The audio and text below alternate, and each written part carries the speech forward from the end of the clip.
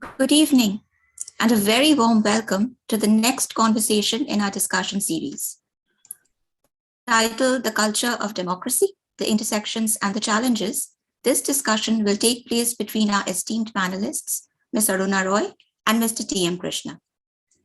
India has always struggled with the dichotomy between constitutional morality and the constraints posed by a hierarchical feudal society. While the Constitution of India promises equality to all and outlaws any form of discrimination, everyday life is rife with inequality in forms and structures of participation, which stem from caste, gender, and religious prejudices.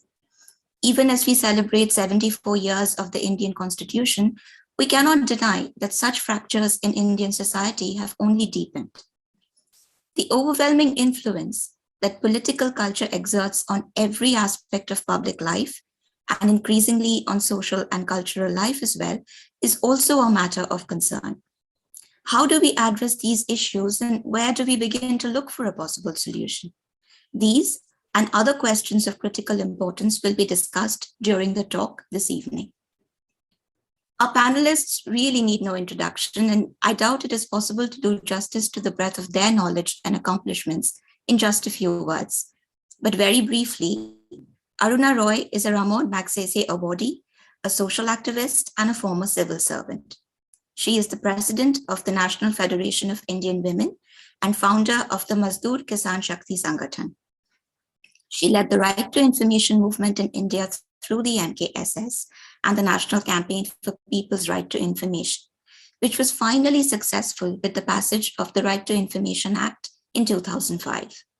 She served as a member of the National Advisory Council until 2006 and was appointed the 2016 Professor of Practice in Global Governance at McGill University in Montreal. T.M. Krishna is also a Ramon Magsaysay awardee, a Carnatic vocalist, writer, and author. He speaks and writes about a wide range of issues spanning the environment, the caste system, social and religious reform, combating communalism, and innovation in classical music. His articles are published regularly in most leading Indian newspapers and magazines, and his most recent books are Reshaping Art and Sebastian and Sons, A Brief History of Mridangam Makers. I shall now turn the evening over to Arunaji and Mr. Krishna and ask them to begin the discussion. Thank you. So who goes first, Krishna? You go first. Right. Is it the pecking order of age anyway? I didn't say that. All right. I want to go back to my younger years when we really thought of everything in boxes. There was a box called culture, and there was a box called politics, and there was a box called democracy. There was a box called governance, and we never ever considered politics to be a part of a cultural activity. But those days are now long gone, and we now understand that human expression and the many layers of our perception, which have been placed by social conditioning in rigid hierarchies, in terms of exclusion, in terms of discrimination, they are not in those boxes. They pervade, and they're very pervasive, and they pervade all of life. So in a sense, culture is not just performance. We now understand that culture is the way you perceive and live life. And in that position of understanding culture, politics and democracy have come into a different category of perception. We now see that democracy is not just casting the vote and getting someone to power. And it's not merely just that, because in the act of casting that vote, which we thought was a democratic exercise mandated by the Constitution with constitutional rights and principles, we find the entire gamut of social conditioning creeping in. We have what we call identity votes. We have voting, which is not on the principles even of ideology, or even on the basis of political parties many times, but just on the basis of caste. So the lines that we drew metaphorically and in the sense of our thinking, has all gone.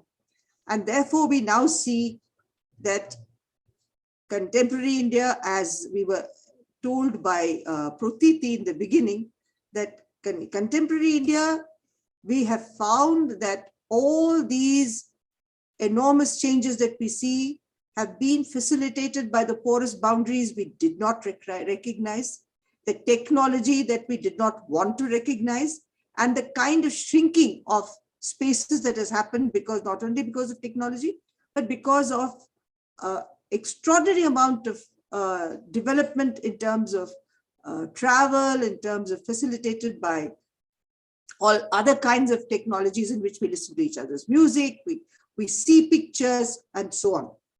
In this context now, for us today, democracy and democratic culture has to contend with, one, what is today passing itself off as democratic culture, which to some of us is completely unacceptable because it brings in all the various contradictions that we thought we had dealt with or we had put aside. But it also brings us to look at ourselves and to look at the way we would like really to think about what and where we have gone wrong. And I think that kind of introspection is extremely important. And I think that Krishna and I have had a long history, by the way, of these conversations. We started these conversations in 2016 with Nirav Mishra and with Anwar Khan Manganiyar in Rajasthan, where we talked about the culture of democracy and democratic politics. We talked again in a smaller group with cross-cultural forms of theater, of music, of performance, of activism. We had a conversation. Then we had a third conversation and a fourth conversation. We've had many conversations. And so I'm really happy to throw the ball now in Krishna's court and ask him to come across with his comments and with his ideas. And since he is more located in the conventional, conservative, and form of expression which is accepted as cultural, whereas no one will accept an activist as a cultural person. Everyone only sees us in the box of politics. Krishna is seen strongly entrenched in the cultural field, but I think we both meet halfway. He's a cultural activist, and I'm an activist who has an understanding that I am located in what is called democratic and political and other cultures. So Krishna, what do you think? Thank you, Aruna. Thank you so much. Yeah, I mean, I think it's important that I locate myself from both the past and the present. Aruna, you spoke about how there were these silos where we placed ourselves, we placed other people, we placed social functions, our own, within quotes, duties or responsibilities as citizens in different silos. And for a long time, we believed the silos, we had to work within the silos. Even if we agreed that there were seepages and there were overlaps, we preferred to remain within the silos. I come from one of those very interesting silos. So when I started learning music, or when I started performing music for a long time, I was also convinced, or shall we say, told that I live in this very profoundly beautiful silo. And why is it profoundly beautiful? And I think that's the most interesting part, is because it is not muddied by real life, in a sense. So somewhere we were given the position of being the agency of elevation. We were the catalyst to transform people, at least momentarily, to a different experiential realm, a cultural realm, which did not deal with the reality of who you are, where you are, what is happening on the street, or even words like democracy, exactly, But what does this elevation mean? I mean, I'm just now going back and thinking about it, because that culture that is being defined is a specific kind of culture. It is not the way, for example, the way, Aruna, you use the word culture, right? With the fluidity of how it moves and how it, shall we say, suffuses everything that we do. Here, this was a specific kind of culture. This was an idealism of culture. This is a kind of, within quotes, purification of culture, the purest form of culture you could find. So I grew up believing in this pure form of culture. Let's be very, very honest here. I believed that I was practicing an art form that is extremely pure, that is unsullied, that cannot be sullied. And if it is sullied, it's the problem of the sullier, if there's a word like that. That's me or somebody else, not the art form itself. So it functions in a certain utopia of its own. Now, which meant that we didn't discuss issues of democracy. And I want to talk about democracy here in terms of an everyday practice, not as a systemic form or a structural form for governance for a nation or a state.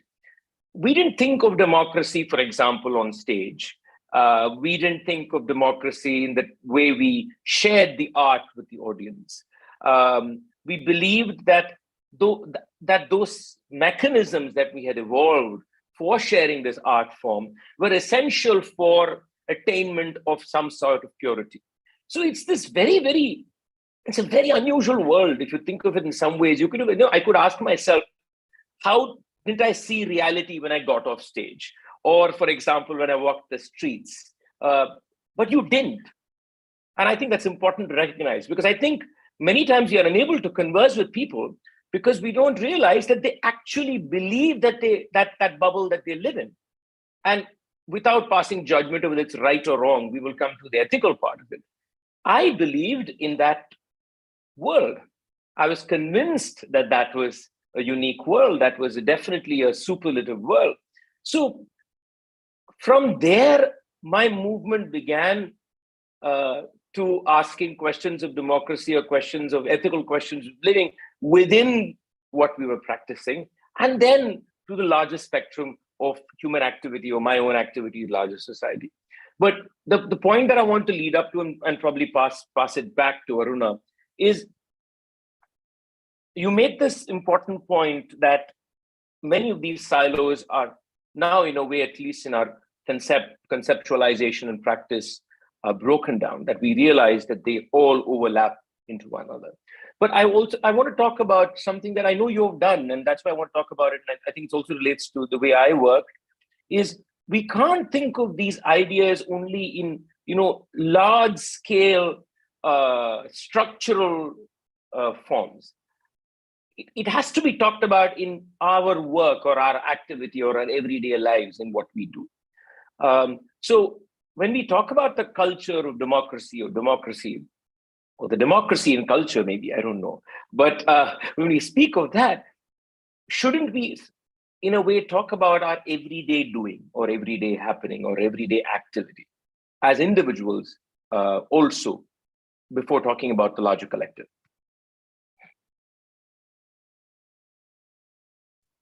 Yeah, I'm a woman. And for me, the connection between politics and my personal life is immediate. And of course, there are these famous terms, my life is a revolution and my personal is political, which have been there since the 60s.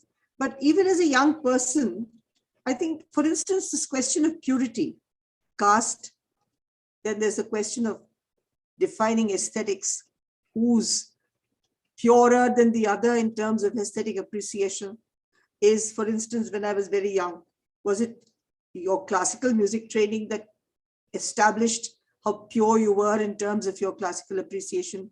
Or was it in terms of the cinema music that your neighbors heard and you felt was bad or, in second class or not good enough? How did you rate folk music? Why is it, and as I grew older, why do you have a hierarchy of payments and appreciation? Why is it that classical music gets paid so well, whereas folk musicians get paid so ill? And when my politics began with the notion of equality, there were so many other questions that came along with it. It's not just mere aesthetics and its gradation. And what is aesthetics? I mean, a lot of my friends have contested with. They're saying that aesthetics is completely relative. There's no such thing as absolute aesthetics. How can you say that? And I often said, oh God, I can't bear this. And they said, you can't bear it, but that doesn't mean that others can't bear it. Others can bear it. And the point is that aesthetics is a very personal issue and it has to be dealt with in a relative sense. And then when you enter this whole business of ethical mores within family. For instance, within the family, the women have debated it forever. How much democracy is there in the relationships in the family between children and parents, between brother and sister? We still discriminate so much against women and children and female children. And if you look at educational institutions, I think educational institutions are, despite the fact that girls are doing so much better, has become a problem for the female child. There are so many other ways in which inferiority, beginning with the kind of lack of freedom that we have in expressing ourselves in many ways, sexual assault, so many things have come in to prove to us that there is really no democracy in terms of our being different in gender and therefore, or in sexuality. How do we deal with it? Marriage, of course, puts the cap on the lid. And I think the extraordinary thing is that despite everything, and I want to tell you a story which I feel very relevant to all this, how do we culturally practice democracy when those who take dowries, and in huge amounts, and today none of us bat an eyelid when there is photographs of people who are big icons in our lives taking dowries, and at the same time we go to a village and tell people that you should not have bride price, that you should not have children getting married. I mean, there's such a division in the way you see your own lack of ethics and the lack of ethics in a society which you think is lower than yours or has developed less. So in every which way, this lack of equality and the lack of democracy in our systems is hitting us really badly, and we do not look at it as the culture of democracy. We think of it as you say, and as I said, in a silo or in a box, separately and to be dealt with separately, but it doesn't seem to affect the essence of my democratic being. And this has entered politics. And that's where, when it enters politics, and when you see things happening within the strictly political frame of a political party or an ideology, or of the kind of decisions that a political party takes in terms of religion or in terms of gender, that we get really excited. But how much have we actually done to look at the way these cultural forms have spread into families and systems and schools and colleges and universities and everyday life, so that a political party just reflects what is there as a norm in society? So we don't look at what is a norm in society and critique it. Don't look at ourselves. We are always critical of the political parties or of the manifestations of power, whatever that may be, and critique them.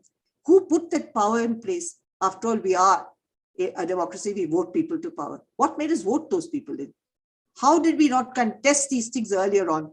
Why were we so content with leading comfortable middle-class lives? Like, for instance, my generation, why did it go into the civil service? It opted to become teachers in politics, enter politics. But if you were a politician, you were frowned upon. And everyone was embarrassed to say he was a politician. In fact, when I was around 30, if someone called you a politician, you cringed and you said, no, I'm not a politician. Because being a politician was equivalent to being unethical, not educated, ill-educated in every way, which way.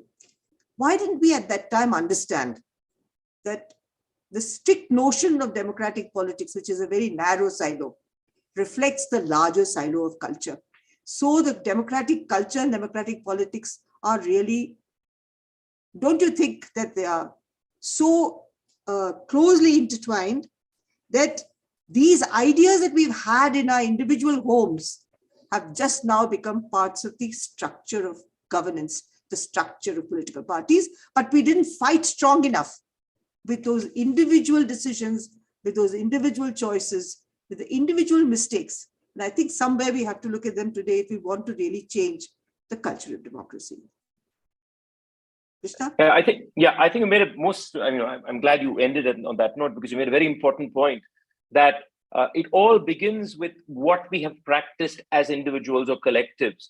That we are seeing manifesting in what we call political party habit, if you want to call it that, or in the way we see institutions being corrupted, or the entire system of democratic governance being corrupted.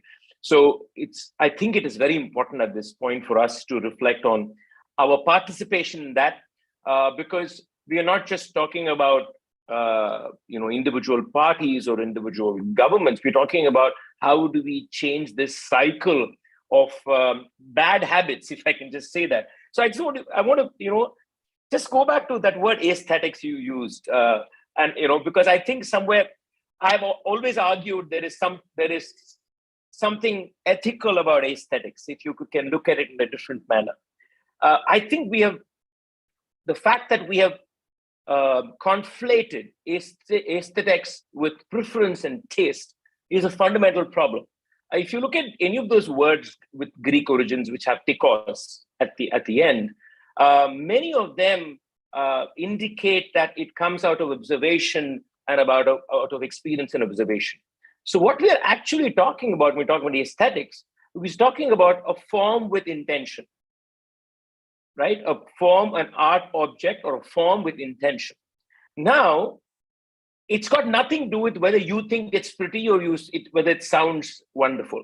I always use an analogy, and I say that Mr. Mukesh Ambani's home in Mumbai is ugly, not because of the structure of the building.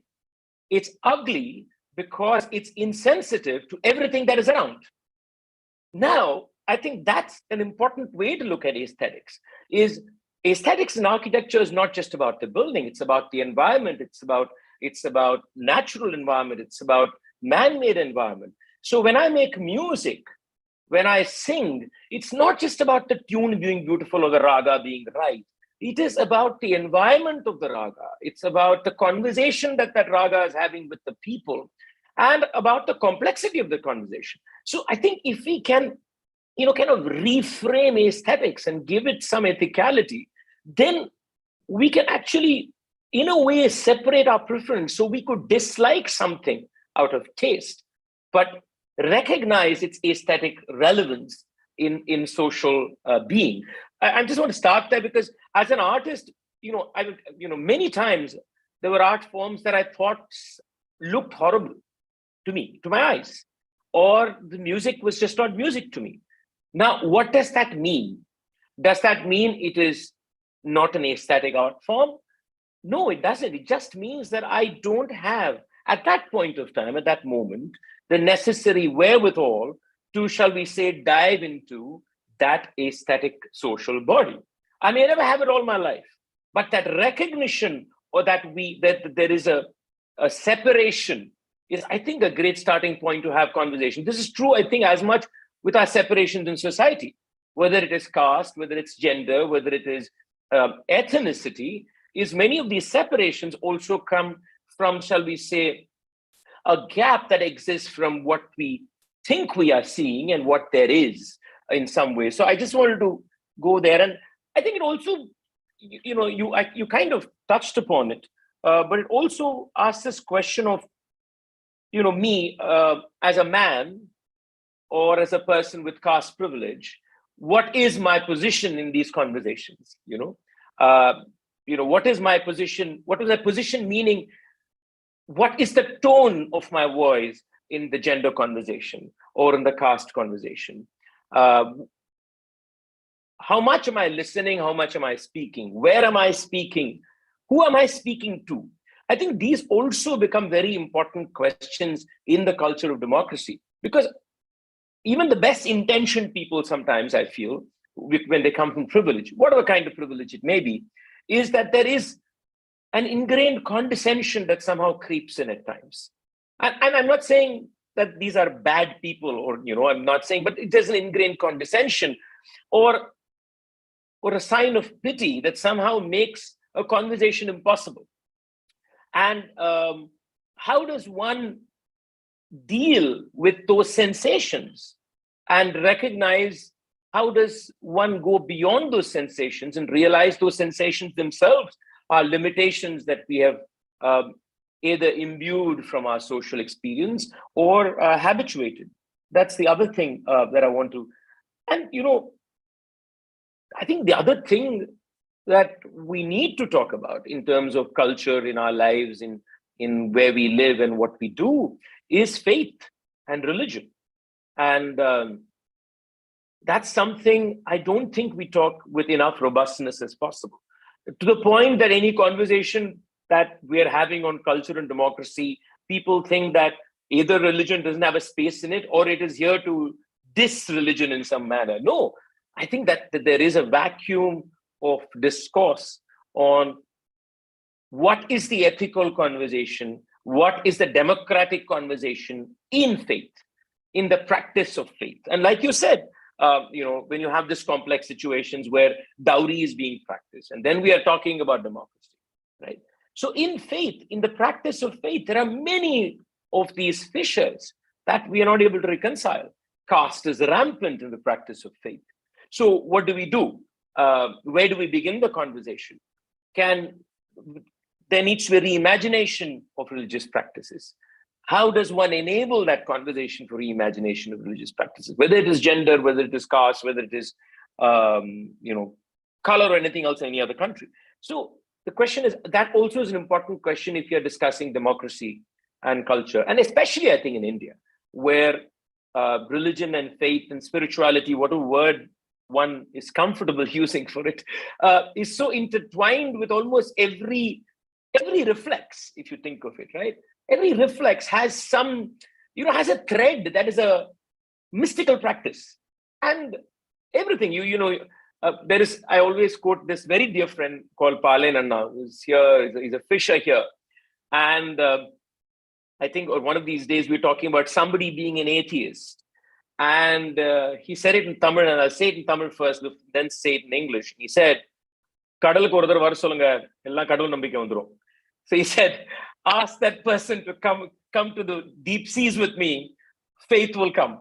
I think that's such a profound statement beyond the literality of it. It's a very profound statement that he's making, that faith is something that is there in the everyday life, in the everyday work, and the everyday practice, in the breeze. So how do we have a democratic conversation with faith beyond quoting the Constitution of India? I beyond that, in our everyday cultural habit, what I think that will also something that maybe Aruna can talk about. I have in the recent past thought very deeply about the basic contradictions between constitutional ethics and traditional ethics. I think we live suspended between these two extremely important paradigms in which life is lived in India. Formally, our democracy is situated and located in the paradigm of constitutional politics and ethics. We swear to the allegiance to the Constitution and its preamble. We talk about liberty, equality, fraternity. We talk about a secular country. We talk about the right to worship. We talk about the right to live. We talk about all these rights are there in the Constitution. Each one of us today has a tangible connection to one of those constitutional articles. Without that Constitution, actually every one of us will be weaker. Without those fundamental rights, we'll all be vulnerable.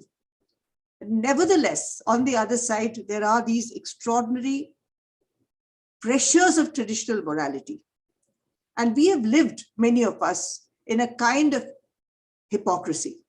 I think many of us, if we turn and look at ourselves, there have been moments in which we've indulged in a fair degree of hypocrisy and justified it in terms of tradition and the pressures of tradition. I know very many friends of mine who married inter-community, and one would have thought that because they married inter-community, even if they wanted a religious ceremony, they would not have gone into high spending and the kind of weddings that are now fashionable, and I consider particularly abhorrent.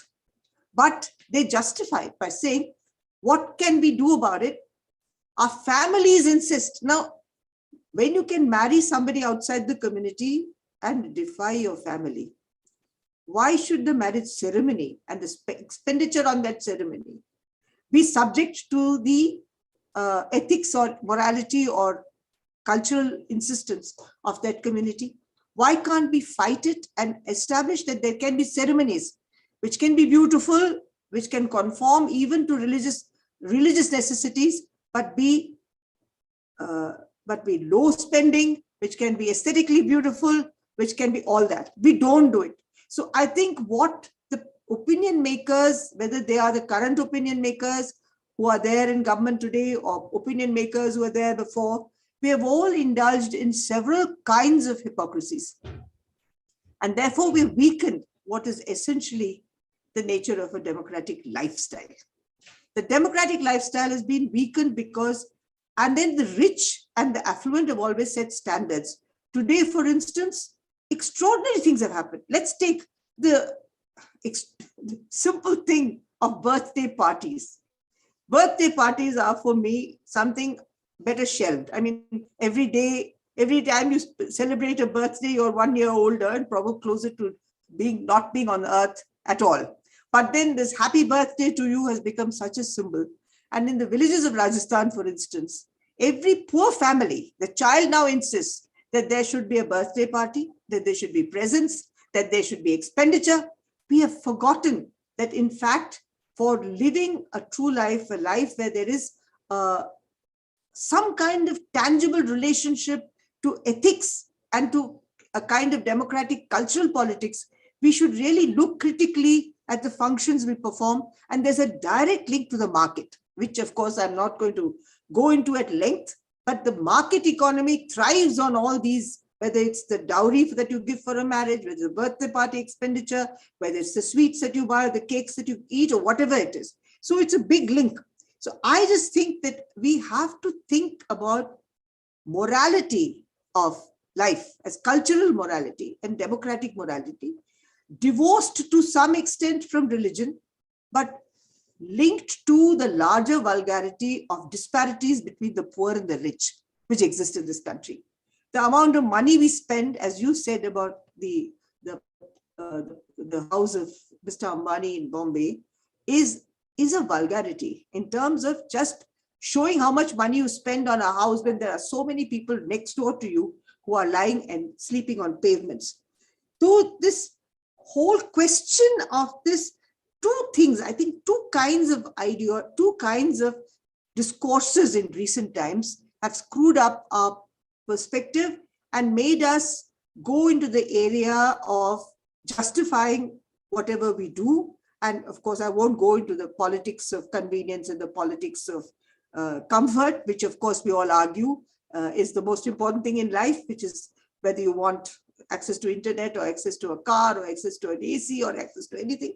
That's one thing that is coming, which has become really an unequal judge of economic spending. But I will talk also about two discourses. One is called the post-truth discourse.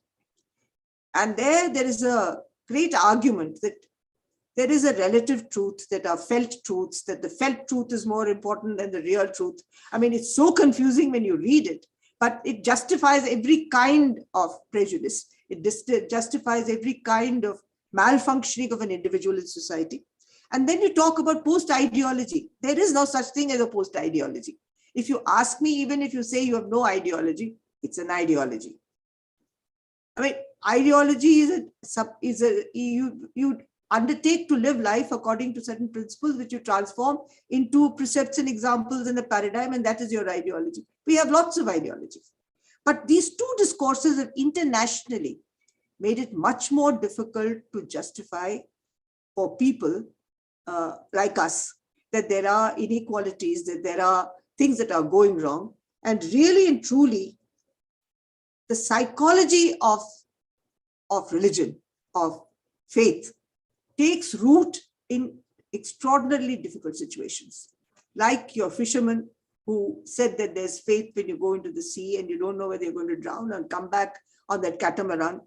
Similarly, for a poor person living from day to day, faith is not just the opiate of the people. It's also to be seen as the only thing which keeps them going, and it keeps them fighting as well. I think we've come a long way from Marx, because even those people who struggle and fight and to go and sit on dharna and struggle for all kinds of rights still have faith.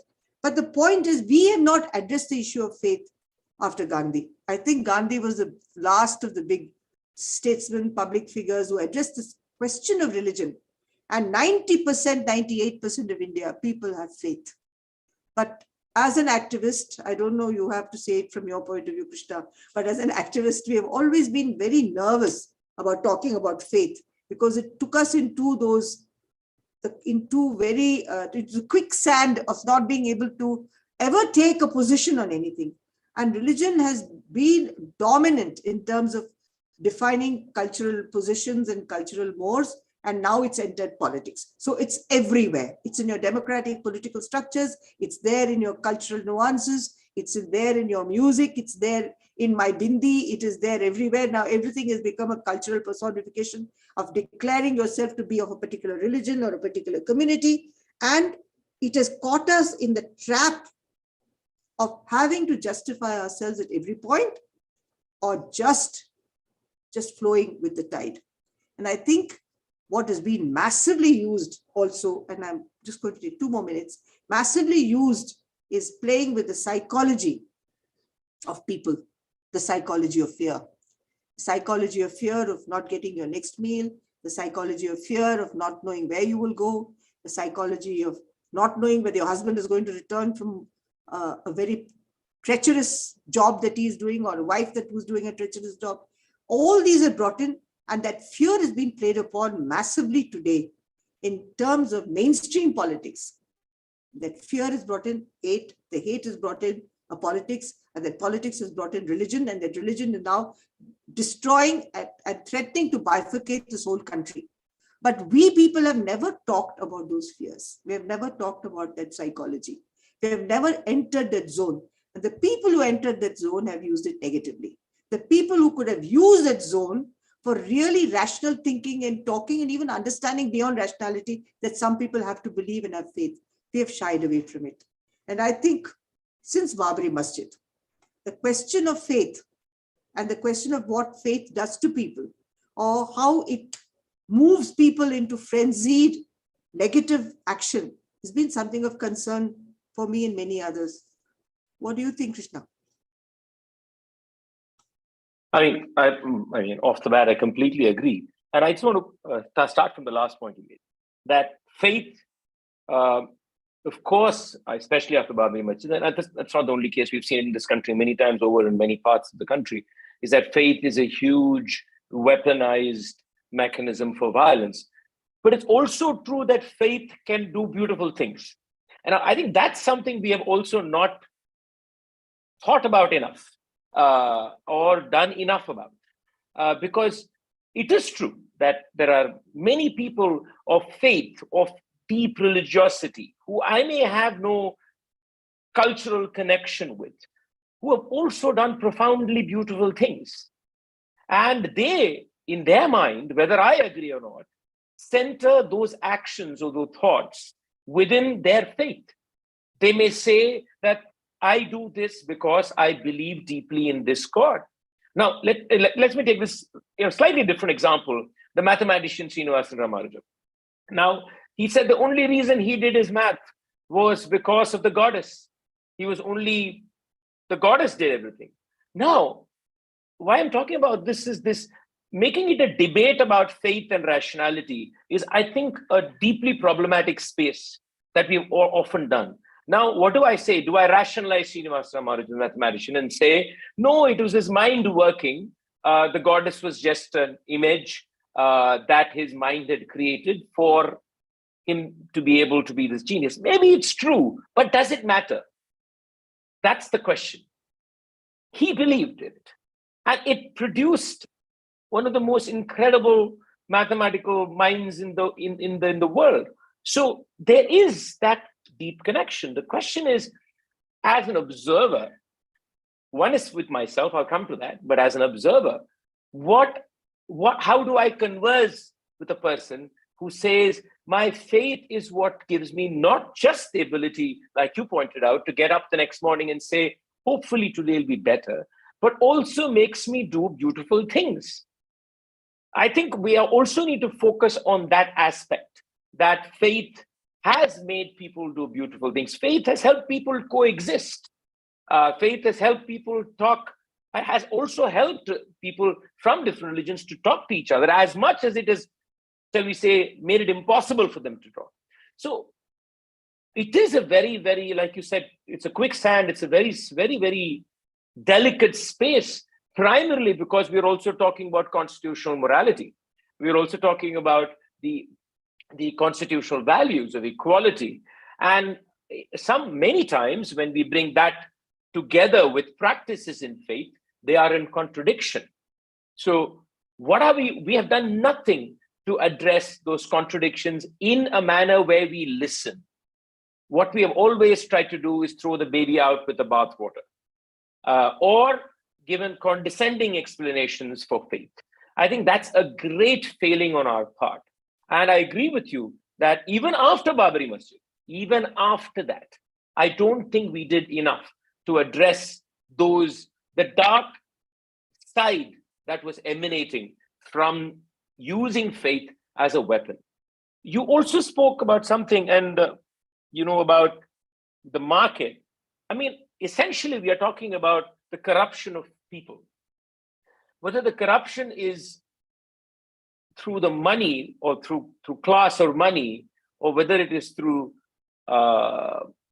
belief systems or social constructions, it is a form of corruption. And like you pointed out, Aruna, none of that is disconnected with the other. You can't disconnect hyper capitalism, hyper corporatization you can't disconnect that with caste violence. Many people will think they are independent things. They are not independent things. They are very similar in the way they corrupt us as people.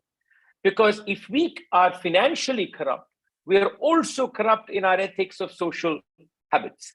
When we are corrupt in the way we relate with a co-human being, we are also financially corrupt, because that influences the way we will deal with money or class or anything, or gender.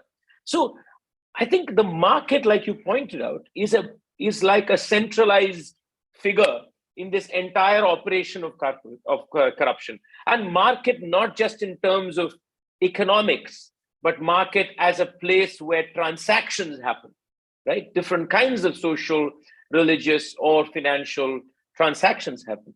And it is in this marketplace that binaries are being constructed. It is in this marketplace where the rational is being pitted against the faithful. And I think we've all fallen prey to these binaries and these silos. And we also want to associate ourselves with only those things that are comfortable with the discourse that we want to have. And the ones that are uncomfortable for us, we have, I think, often just pushed it to the back burner and said, okay, we'll get to that at some point of time. But the point is, those who want to further corrupt the system actually have everything laid out. Their job is much easier than ours, because you have a segregated society. You have a hierarchical mindset that every human being has, not just an Indian for that matter. You have money playing its role. And therefore, for a person who wants to further divide, it is all laid out on the table to just push the pebbles that are required to further create violence of different orders. Our work is, I think, much harder, because we need to grapple with the messiness that is the reality. And our inability to recognize that it is in the messiness that where we need to exist. And not that we're going to find a solution tomorrow morning, or we're going to solve the matter tomorrow morning, but we need to exist in that messiness. And our inability, or our maybe even discomfort in living there, has, I think, played a huge role in not being able to address what is really a downward slope in our culture of democracy, definitely. And one last point before I give it back to you is the other thing that, as an artist, there's a word I want to bring into this conversation, is imagination and creativity. And often, this is associated with the world of art, whether it's performing or whether it's plastic, or that this is very creative, this is truly imaginative. I've heard that being told to me, And sometimes I'm not sure what it really means, truthfully. Even I don't know what it means. When somebody comes and says, you are so creative today, I really don't know what that person is pointing at. I, for example, many times feel that I'm just not creative. I mean, the performance may be wonderful, but I don't believe I was creative. So the reason I'm bringing this word into this conversation is also the lack of creativity in our politics, lack of creativity in the way we are having these conversations, I think is also an important problem to face with. So when I say creative, what do I mean? Do I mean that we need a new trick every day to keep people's attention? No. I mean, what I really mean, are there more profound ways we can move people?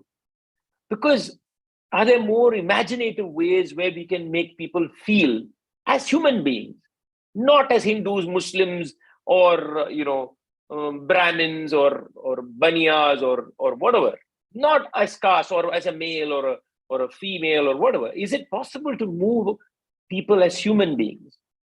That transcendence is creative, even if it is momentary, even if it is at that moment. And somehow in our politics, in our political actions, I don't see as much creativity as there should be.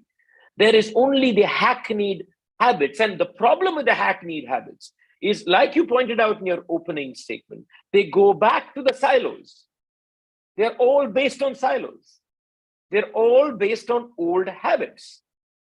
Exceptions kept apart, we are going back to habits, and then we want to have a new conversation. It's a contradiction in methodology and in thought, that you can't have a modern conversation, you can't have a creative conversation if you're not willing to de-baggage yourself, irrespective of which side of the aisle you're sitting in. That's important. And I think in this context, it's important that I mention Bharat Jodo Yatra, in this context. And I know, Aruna, you participated in it for a day, and I too did, for an afternoon. And keeping party politics aside, I think what was, and I think you would agree with me, what was, I think, most beautiful was the imagination in it. And the imagination of bringing people together, just to say we need to be together and to walk. And walking is a beautiful act. And of course, it goes back to Gandhi.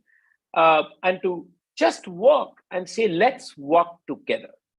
Even if you're walking for 15 minutes, let's walk together because we need to come together. I think really think it was a very, very creative political action and refreshing amidst all the rest, which I think is just regurgitation of what has been done in the past, unfortunately.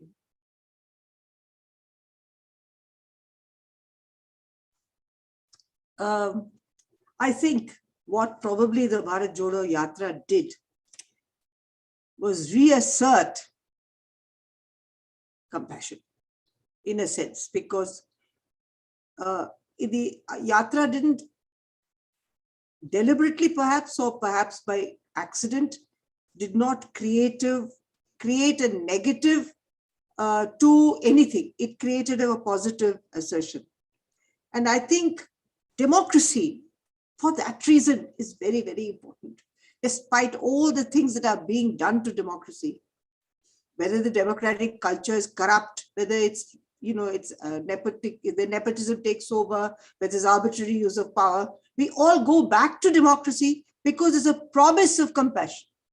There's a promise of equality. There's a promise of justice, for which we keep going back to it. And I think the market has brought in this kind of tremendous transactional relationship between all of us. Democracy has to battle with the transactional relationship. Everything is a transaction. Everything is how much are you going to give me and how much are you going to give back to you.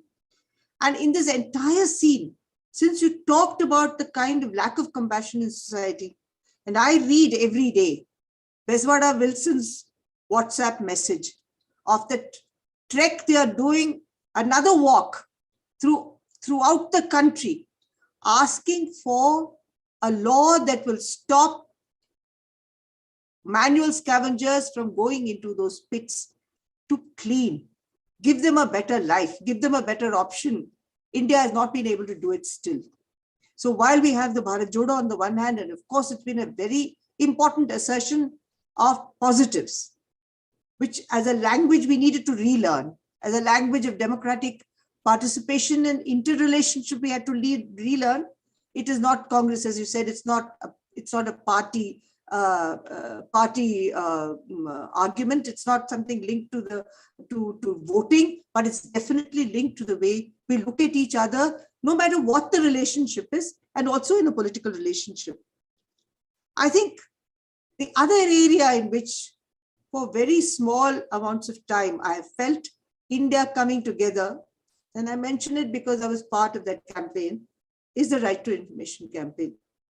Right to Information campaign, very briefly, brought India's democracy alive because it brought together people from very different groups, communities, sectors, class, caste, religion together to look at public ethics in terms of constitutional values.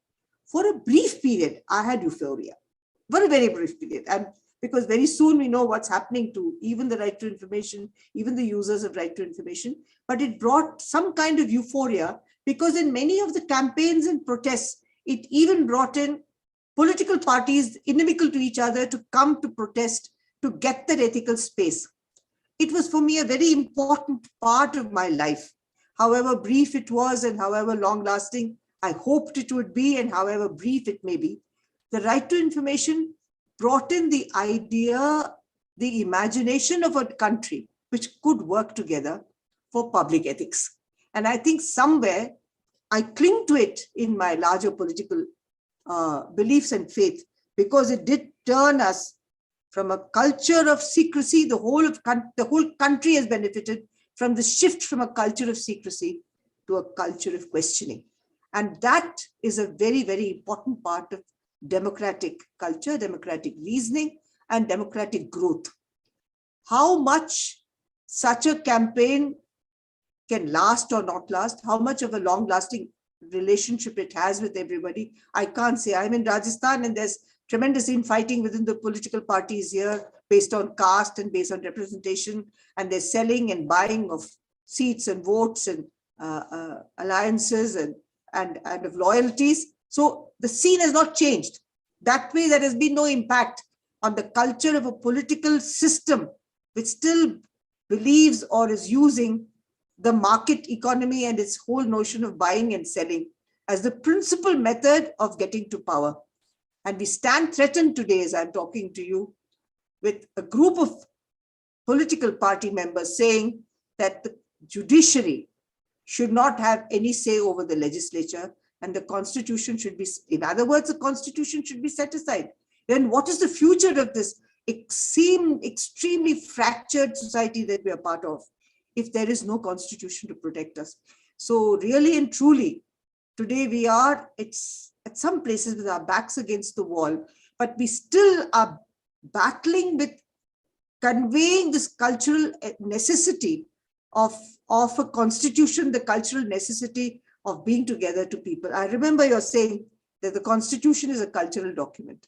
It is indeed a cultural document because it tried to bring together all the various threads of Indian society together into an even platform or an even system where we all had equal access to justice and equality.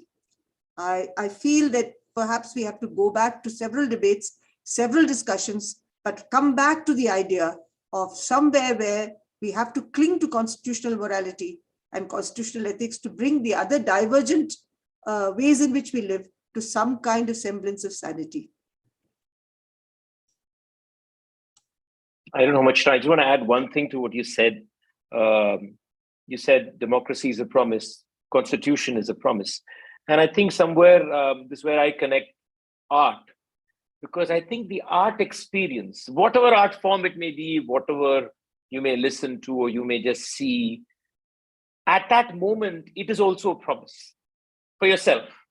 When you're profoundly moved by music or by dance, there is, in that feeling, you may be in tears, you may be smiling, you may be laughing, But in that, there's a promise of, if I may use the word, just goodness, something good. And I think it's very similar to the promise of democracy. It's very similar to that moment when Aruna felt that euphoria during the RTI movement. The feeling is very similar, where you just smiled around. You smiled not at people, you just smiled. And I think that's where maybe the worlds of art and democracy and culture all maybe come together in smiling in hope. I'll stop there. Nilanjana, I mean, are we? If we have more time. Do we have more time? I don't know. You can take 5 more minutes and then we shall start the Q&A session. Aruna, I want to say one more thing is, Aruna spoke about Wilson's, the rally that is happening across the country. And I remember talking to Wilson about this, just to reiterate what Aruna said, this is people every day on the streets in different parts of this country demanding that not another person is forced to indulge and work as manual scavengers, going into septic tanks, and all the horrific acts that happen. The fact that in 2022 that there needs to be dharnas for this is a reflection also of us, of what we are. There is a law passed against it, but that has not changed practice. Going back to our whole conversation on morality and cultural practice and democracy, it has not changed the way we function. Even now in state governments, the job for people who clean the streets goes in contract basis, by the way, to people of specific castes. It is still given to people of specific castes. And it is on contract because then also, by the way, they have no benefits, etc., etc. So the caste practice is still happening. People are still getting into septic tanks. So I think the contrast in some way that Aruna placed, this thing is important. On one side, we have Bharat Jodo Yatra that we are saying is a glimmer of some hope where compassion was seen. At the same time, there is a yatra happening, which is unfortunately also not getting as much attention as it should across this country, where people are gathering every day and saying, honestly, all they're saying is, don't kill us. And I think that I leave that also a juxtaposition for you to think about. Aruna? Well, I think, we are in a very desperate position in this country today. We want to bring back just simple things like consideration, kindness, compassion to democratic culture. We want to bring back the sanity of electoral processes. We want to bring in the need to relate to the other and not see division in terms of religion or caste or various other things that we have so many of them in India, including language. I think this desperation in us, many of us today, to see them all disappear will only come to be if we all become vocal about the positives and the assertion of the positives in this country. And I think it is important to understand that talking continually about negatives has been one of the big reasons why we activists are accused of projecting nothing but pessimism. And I think the projection of what is possible is as important as critiquing what is negative in society. And I don't know if our conversation has done that today, but I hope it has.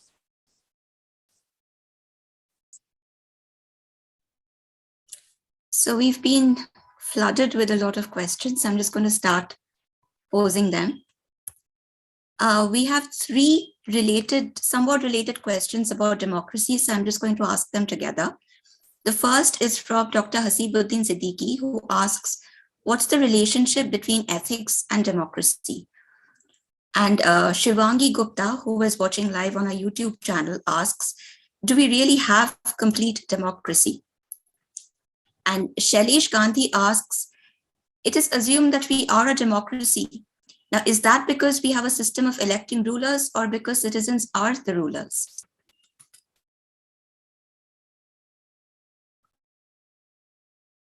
Krishna, go first, please.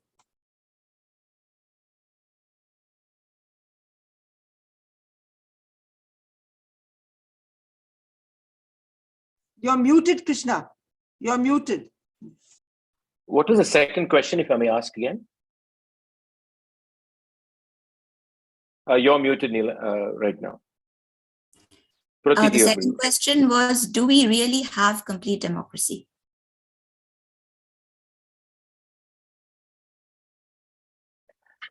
What's the relationship between ethics and, one could say, I'm not going to go to democracy, history of democracy, democratic systems from the Greeks or anything and look at how imperfect they were or what steps they were. That's a long conversation on political history. But as a citizen, let me respond. I think, and I'm talking about democracy not in terms of the larger structure. I think the ethics, democracy is fundamentally being able to live in a manner where we can respectfully share space and listen to each other at a very simple level. I'm really bringing down to simple things.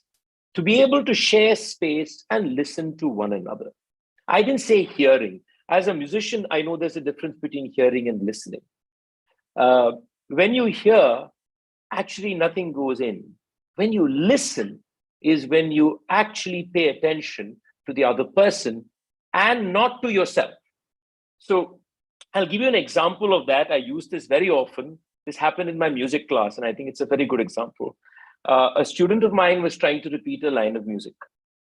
I sang it once. The student didn't get it. I sang it twice, no. Thrice, no. Fourth time, no.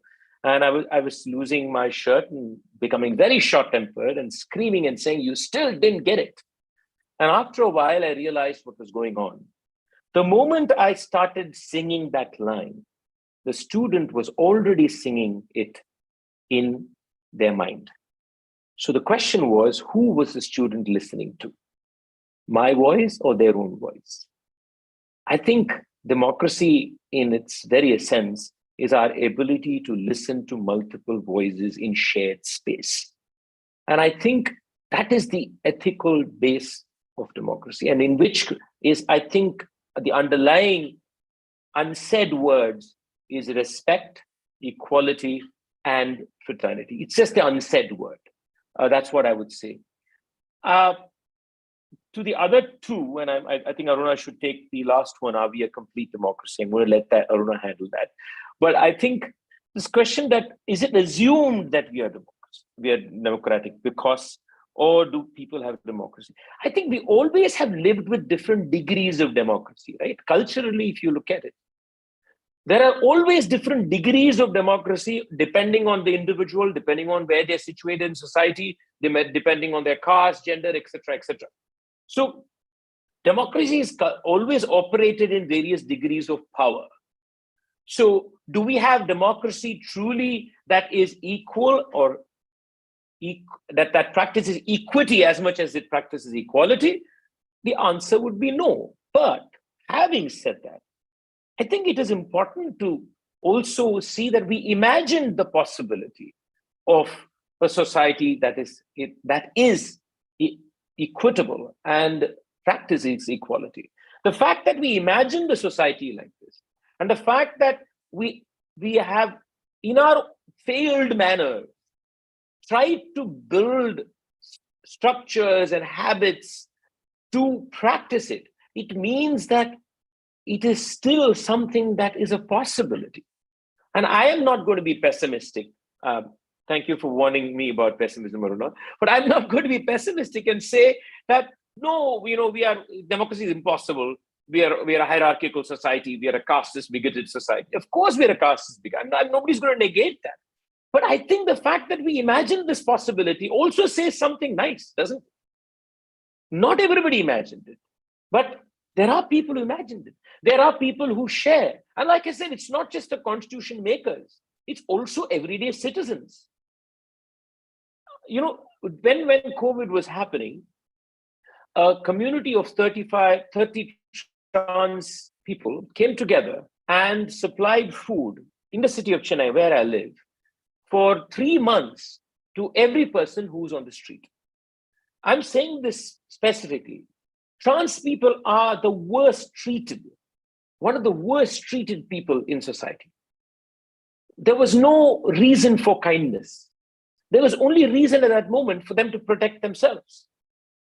And I think that would make complete sense to everybody. Of course, they went on the streets and they shared food with everybody, including the police person who would abuse them, who probably even sexually assaulted them at some point of time. But they gave food to all these people. Now, is this not a practice of democracy? Is this not a possibility of democracy? I'm not saying everybody on the street transformed the next day. No. But I think we have to also look at these happenings and say, yes, we have failed. Yes, we are not a complete democracy. Yet, yes, are we assuming that there is democracy? But I think that we can also see that there are certain practices, cultural or otherwise, that are also democratic. And our constitutional system allows us to further, shall we say, address the inequalities that our cultural and civilizational practices have embedded in our everyday lives. Aruna. Very, very shortly, democracy is a collective process to question the impunity of the ruling class. And so long as that remains, and I think Shailesh's question, that is there such a thing as a democracy which we aspire to? I think we do need to look at it as collective questioning. And so long as collective questioning is possible, even in a small or large manner, that the process of democracy will attract us to pursue it, to fight and struggle. I don't know whether there is complete democracy. I think like there is never complete truth, but truth remains for us an ideal. Similarly, equality, democracy are concepts that push us towards more and more equality, equity, more and more questioning of differences, questioning of poverty, so many other factors that come in. So I think we don't think of a complete democracy. We think of democracy as an ideal state to which we continually aspire. And as an artist, I can tell you the role of music or role of art is exactly the same. It's to just question. And as long as we are putting out those questions, I think we are practicing democracy.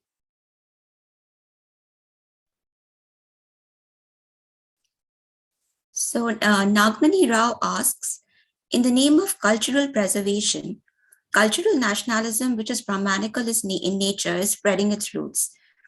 So how do we use cultural intervention that creates a sense of democratic values and brings a vision of alternatives based on these values that would help us to stand against this regressive culture? And a related question has been asked by Vineet Bambu, who says there is a propaganda underway in the nation that we want to preserve our culture and go back to it. But what is that culture? Who defines it? And how can this discourse be changed? Aruna, take that, Aruna. I'll join in.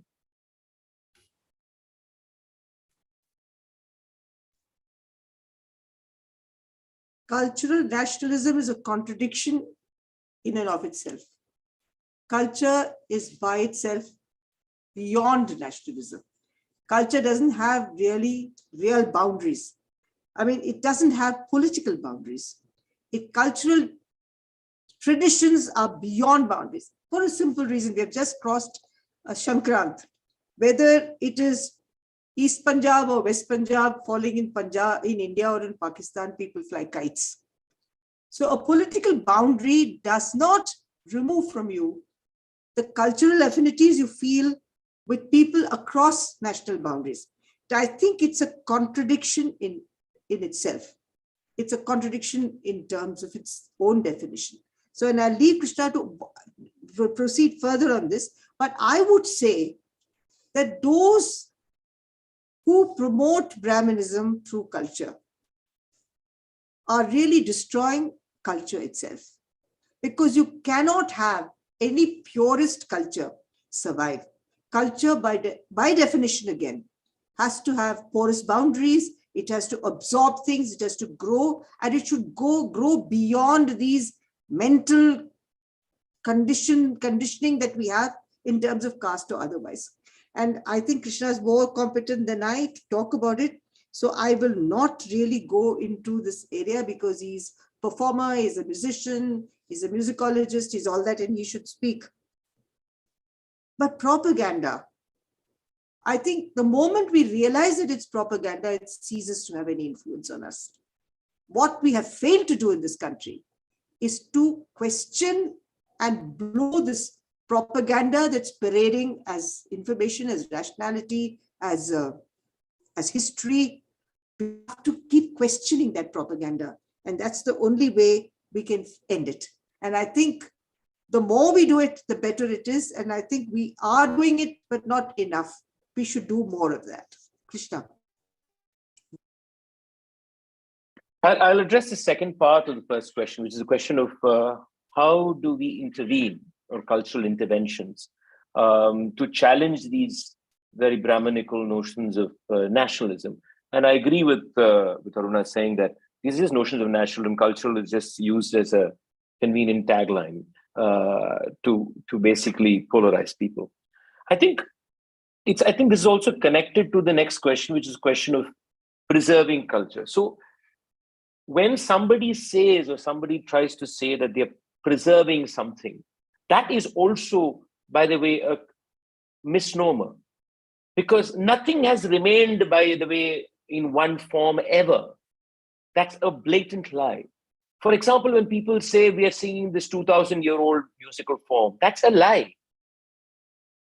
We are not singing music that is the same as 2,000 years. In fact, we don't even know how it sounded. That's a truth that most musicologists, serious musicologists, will tell you.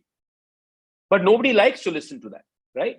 So why are we going back to a certain moment in history? And it's always similar periods that these people go back to. This is filled with caste and religious bigotry. And what they're trying to preserve is basically religious and caste bigotry. To say that there is something pure, non-influenced, there was no external person. So you're then defining this idea of the insider, who belongs, who does not belong. So this is an ugly war that is being, played out in order to protect a certain form of bigotry. One, if I have to intervene as an artist, I can speak as an artist, is I think one in my own area of work. How do I challenge? How do I show that it's been fluid? How do I show that there have always been multiple voices? That's one. Two, is it's important for us to also speak from today. The interventions cannot always, I'm saying this because especially in the world of art, there's this tendency to always go back to the past and find another icon who's convenient for your narrative today. I'm not saying don't do that. Don't get me wrong. And I will give an example for that. Kabir is a great example. Kabir is very important, but we can't stop with Kabir. That's my problem. We need the voices of today. We need a Perumal Murugan. We need people of today. We should be singing them as much as we're singing Kabir, because then Kabir talks to a Perumal Murugan. Because otherwise, we are also falling into this trap of only talking about the past and seeking syncretism of the past. We need syncretism of today. We need to ask difficult questions of today. We need anti-caste wars that are from voices of today. We need to be talking about feminism from today. So I think the interventions as much cannot be only about you finding another voice from the past that can tell your narrative. It must be always combined or be collaboratively presented also with today's voices and your own voice. And I think this is where artists have a huge role to play. And let's also keep in mind that art forms that are in the margins of society, because the communities that practice, have also pushed the margins, have always asked difficult questions. We can forget that. They've always asked difficult questions of you and me. They've always told us that you're pushing us to the corner. They've always said that there is violence against us. We have not listened.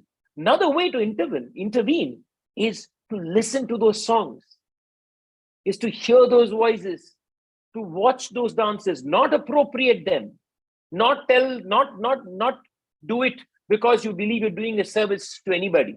You're doing it because you have to enrich yourself and enrich ourselves, to enrich the way we think.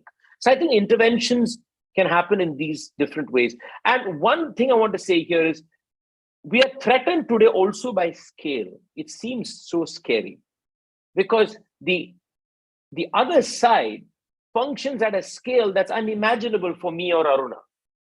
It is humongous. It's also beyond borders. It is so big. And you may say, what can I do? I'm an individual person, or I'm a collective in a small town, or it's just a person in the street. I think many small things in the long run will have a far-reaching, longer effect than one propaganda-based event that will die at some time. Our job is to say, can we make sure we have many voices, small things happening? Can each of us participate in that, in our little spaces, so that it carries on generation after generation? Please remember, we are not battling just a political party or a so-called cultural organization.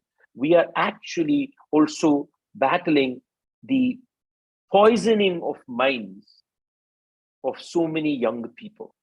We have our work cut out for 2-3 decades from today, and I think that should be in mind. So I think I answered this preserving culture also. I think I think I've answered both questions. Thank you. Moksha Singh asks, is it not then that the culture of democracy is all about making individual choices? And how do we avoid the cultural clash that may result out of such choices? How can choices be justified? For instance, she mentions how a woman deciding not to wear a bindi, as she sees it as a patriarchal projection, will be placed in opposition to one who does wear it as a symbol of womanhood or identity. So what kind of intersection would then be expected or possible from these two choices?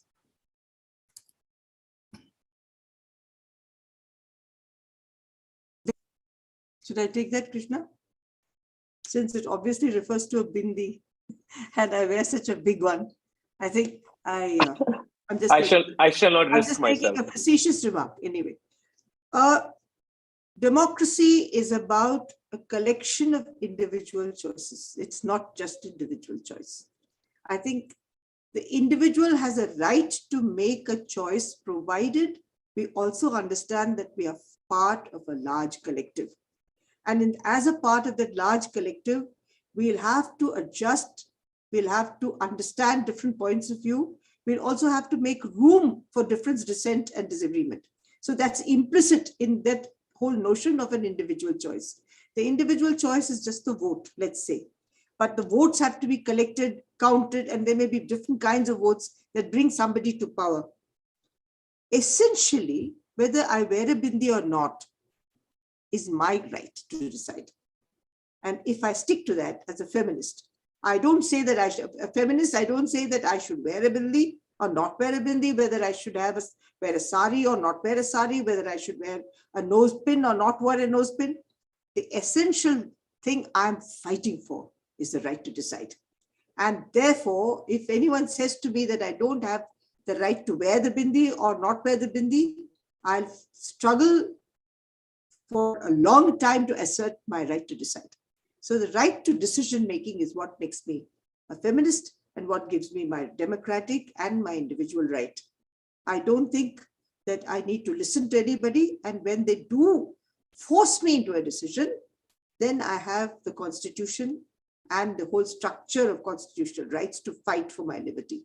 And that's where I think the Constitution is so important for all of us who belong to minorities or belong to the oppressed groups. So I'm afraid we're running out of time. So I'm going to ask the last set of 3 questions, all of which have to do with religion. Ishwari Kale says, Should activists or believers in democracy not be engaging with religions and faiths in order to resolve issues of hate or the psychology of hate? Balaji S. asks, should religious entities willing to organize their religious codes along the lines of liberty, equality, and fraternity only be given recognition under the Constitution then? And Ali Imam Khan says, Sorry, can you just repeat that? It just broke in my. yes. Balaji S. asks, should only those religious entities willing to organize their religious codes along the lines of liberty, equality, and fraternity be given recognition under the Constitution? And the third and last related question comes from Ali Imam Khan, who asks, can remaining confined to a specific faith system and its practices facilitate exploration of democratic culture?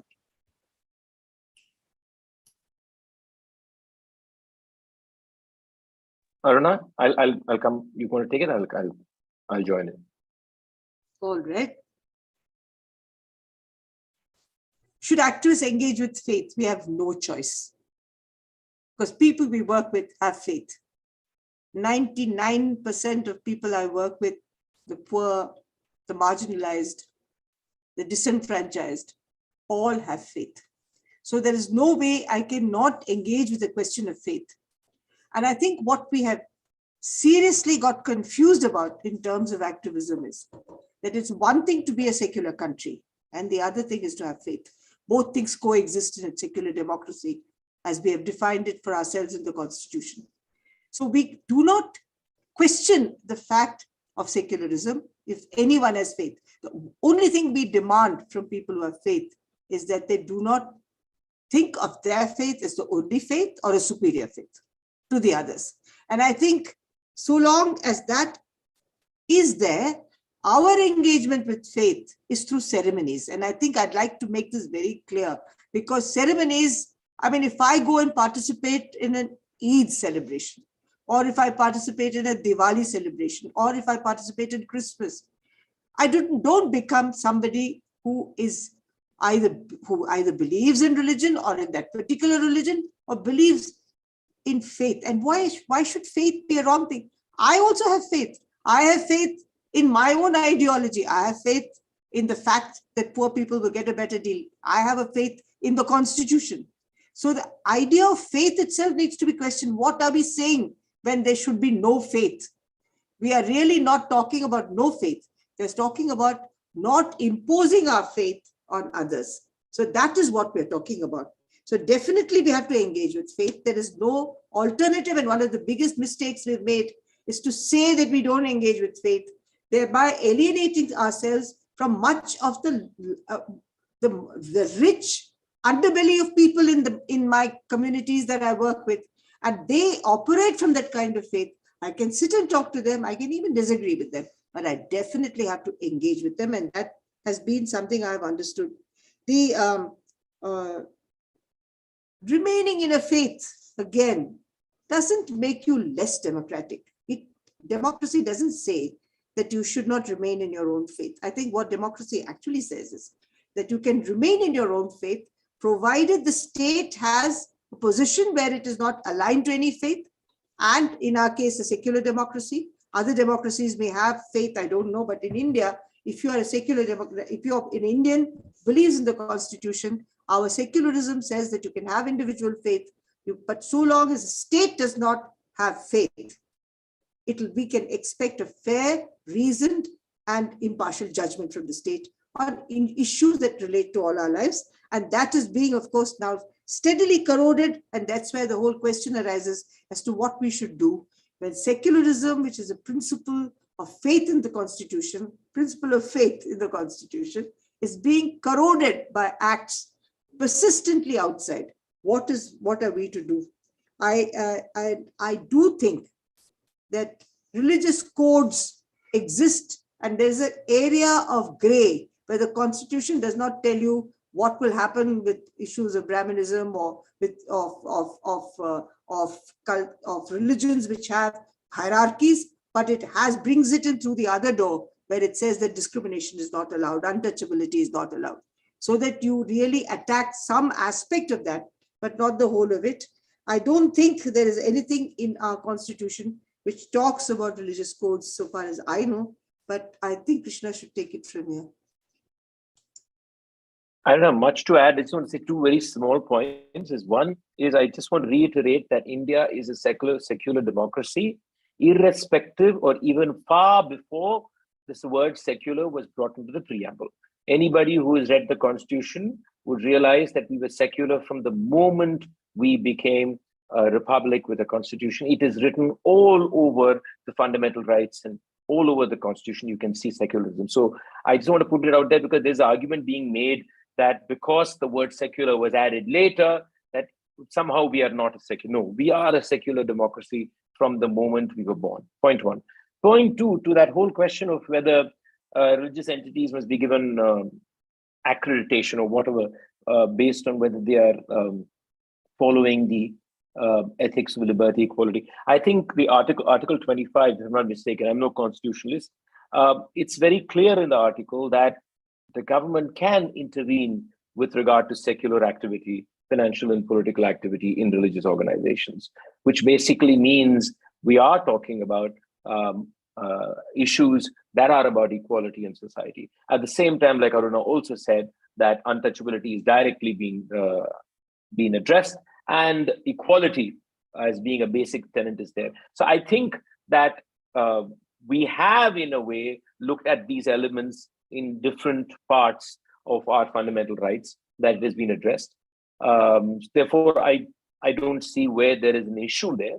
Of course, interpretation is a completely different thing altogether, which I will not get into. Thank you very much. Arunaji and Mr. Krishna, thank you so much for that engaging and thought-provoking discussion, which has provided us with fresh insights into the true spirit of democratic participation and the far-reaching impact of the culture of democracy in our lives and communities. The perspectives discussed this evening have greatly aided our understanding of the ways in which the culture of democracy can be deepened and the challenges faced in this process. All members of the audience who joined us today on Zoom and those watching us live on YouTube, a very big thank you. We do hope that you have enjoyed today's discussion. Those who could not attend today's event can watch it on Orient Black Swan's YouTube channel, where you can also access our earlier discussions and talks, which have all been archived. Our colleagues at Orient Black Swan involved in today's event, before and behind the scenes, thank you. Thank you everyone once again for joining us. Wish you all a pleasant evening and take care. Thank you very much, Orient Black Swan, for having us there. And thanks for giving us a platform. Thank you, Krishna. Thank you, Aruna, as always. Thank you so much. And thank you very much, for the lovely conversation that you arranged. Thank you so much.